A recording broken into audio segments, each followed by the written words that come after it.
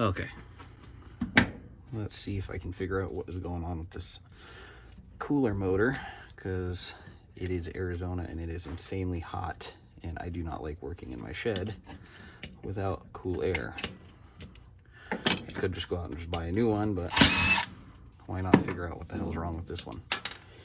It's obviously something with the bearings, because it is super tight, and I think it did a thermal shut off where it uses the little thermal switch inside to shut itself down. So it looks like I got a 1/4 inch on this side.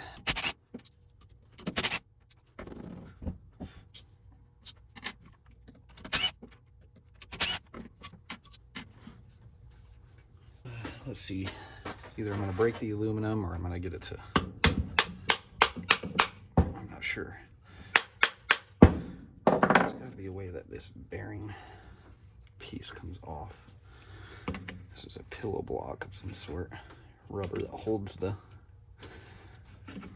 thing on, and I'm bending up this aluminum right here. So, and then in order for this to come off, maybe I can just pop that off and get to the bearings in there like that, doing anything. Maybe. There we go. All right. So, let's see these bearings. Yeah, there's a lot of scoring on those. I'm gonna see if maybe I can grease them and then put it back together, and if it'll start working again in metric, which is always nice. And that was actually loose. There we go. Now I'm gonna get the commutator out. I don't think that's a magnetic commutator, but it might possibly be.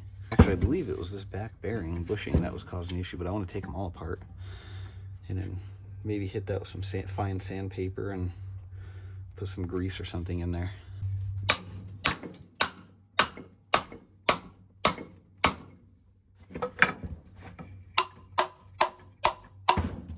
There we go.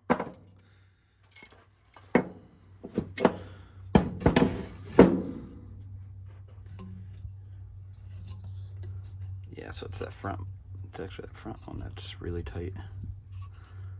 So, how does that come out is the question.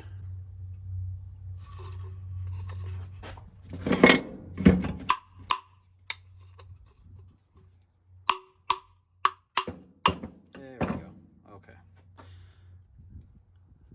Yeah, I can see that bushing in there is pretty worn out. What I'll do is hit this with some fine sandpaper on both of these ends, clean them off, and do the same thing to these, and maybe put a little bit of light oil or grease or something in there.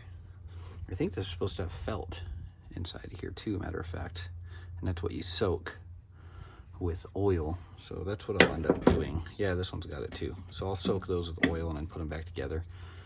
That's why on the inside there's that weird little looking bushing in there. As you can see, it allows the oil to get into the motor. So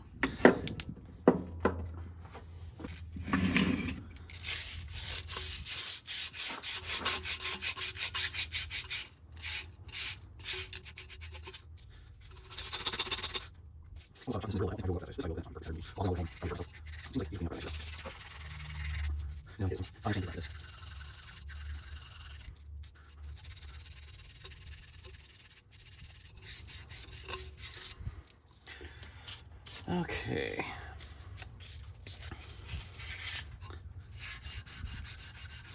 I wonder if I can get my drill hooked on that. Who knows, maybe this might work. That will work. At least if I hurt myself, it'll be on camera. Get a bit of a newer section of paper around that.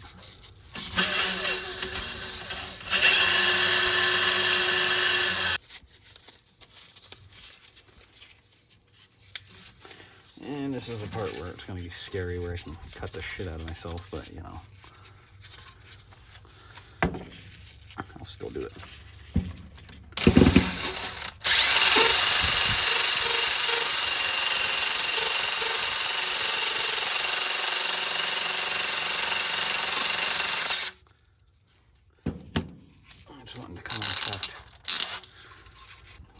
that polished up. You can see what I did there is just kind of hit that with a 150 and then just finish it off with 1000. And then now for these bushings, what I will do, I think, is I will go through with some like 150 or something just to clean them up. Not bad for just, you know, ripping it. But what I will do is try to roll this up and then stick it into the bushing, and I just spin it by hand and then blow it out with compressed air. And then when I oil it, all the filings and stuff will just go right back into the bushings and destroy the bushings furthermore than they already were. But that's all right. All right, now let's see if I can get this on here. Oh yeah, that works.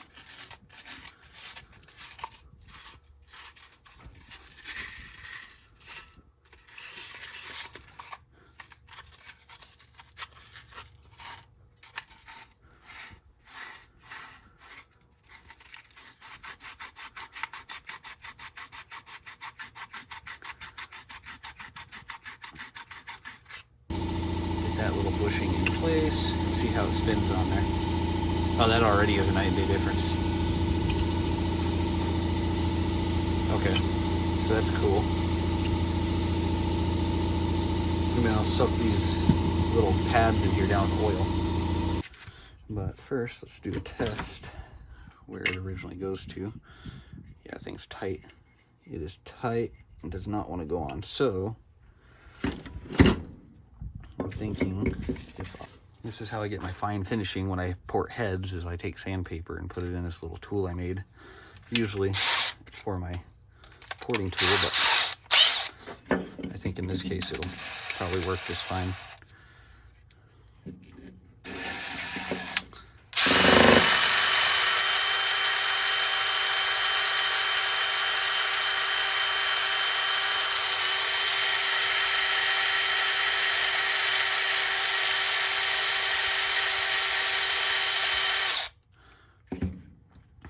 See how that turned out. Yeah, it looks a lot better than it did. It's not all scored up and chewed up and stuff. I'm gonna blow this off and then see if I can make it work. I can actually turn these into greasable motors, I guess, too. What I'll do is I'll probably put a little hole somewhere so that way I can fill it with a little bit of oil from the outside. So that way this thing will maybe last a few more summers. You never know. Gets in there. There we go. Oops. That's what I'm looking for. Okay. That's a lot better. Okay, so now what I'll do is just polish this up, hit it with, I guess, 1000 grit, wherever the hell I put that, hidden under stuff. There it is. And that's pretty polished. So now I'm gonna clean all this.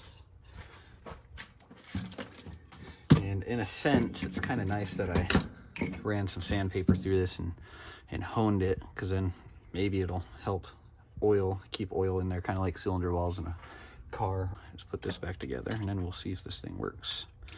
And hopefully it does.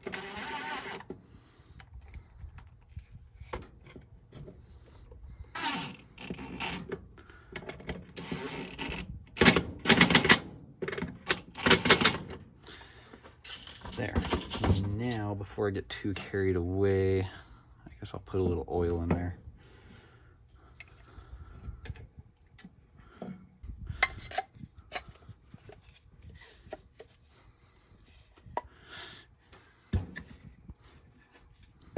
And I'll just pre-oil it. And then we'll slide this down into there. Luckily this is not magnetic, so I don't have to worry about it yanking in there. It becomes magnetic when you applies power to it. And then these little bushings need to go back in.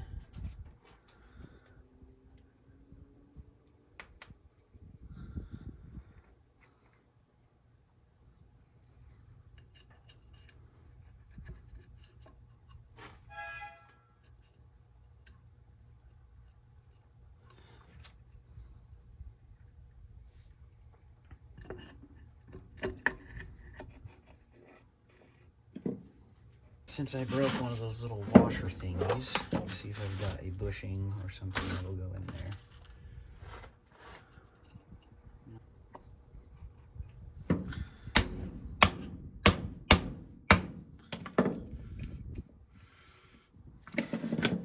All right, the sound will make sounds when it's spun slowly, but it should go away when it's sped up, because it's just that contactor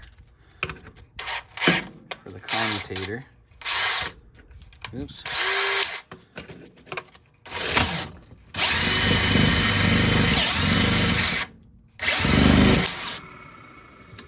Yeah, that's better. A lot better. Okay.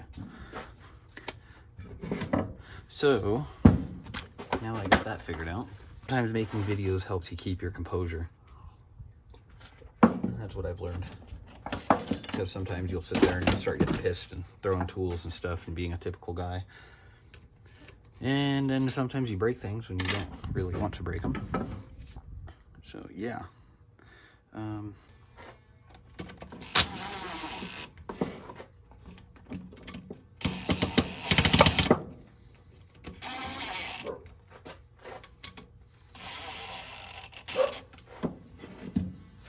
Make sure it still spins. Yeah, it still spins, so that's good. Okay. There probably is a torque spec on these, but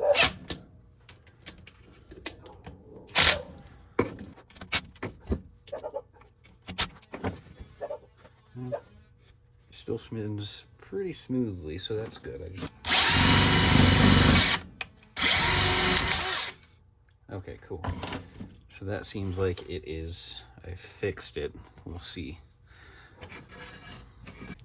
Let's see. Red is low. White should be common or neutral.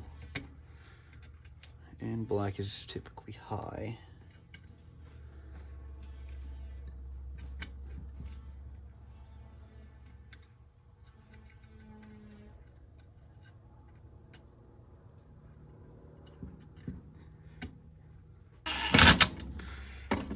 There.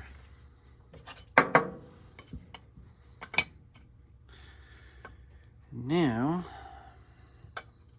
to find out if this thing works. Who do I got? What do I got? Get these set up first,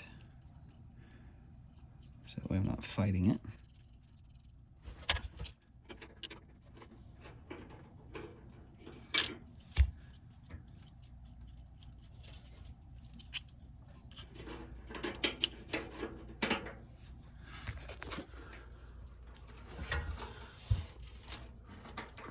There we go.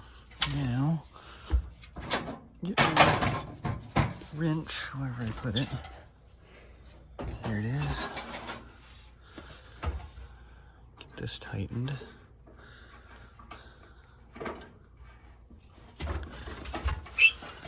Oh, I'm gonna have to hold the other side of that.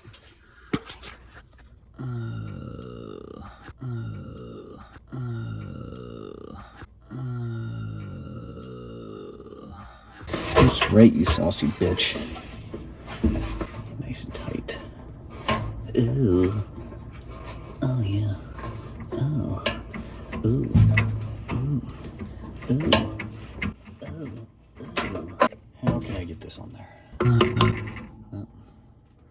Really, it doesn't matter which way this pulley goes on.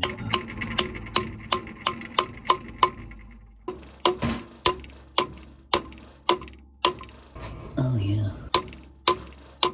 Oh yeah. Oh yeah. Take all this in here because I will lose my mind looking for it. So I grab my flashlight. Alright, moment of truth.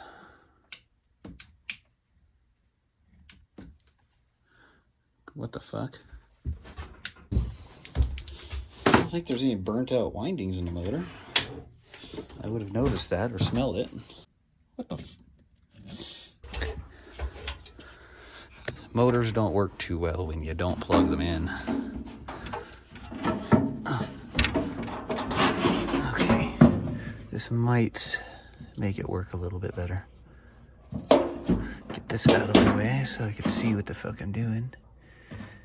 And just upside down. There. Okay, now go like that. Right. That's better. That is a lot better. And not sure why the low speed does that, but at least I have high speed. That's interesting.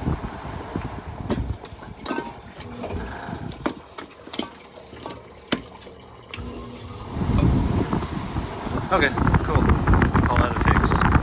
Even though I don't have low speed, but whatever. Well, it appears low speed works. It just... yeah, now it's working fine with that. It was doing this thing where it was like pulsing, and then it started working. So I don't know, maybe let's try it from dead stop and see if it does that. Huh, no, it's working just fine now. Okay, well, either way, I call that a fix. Thanks for watching, guys.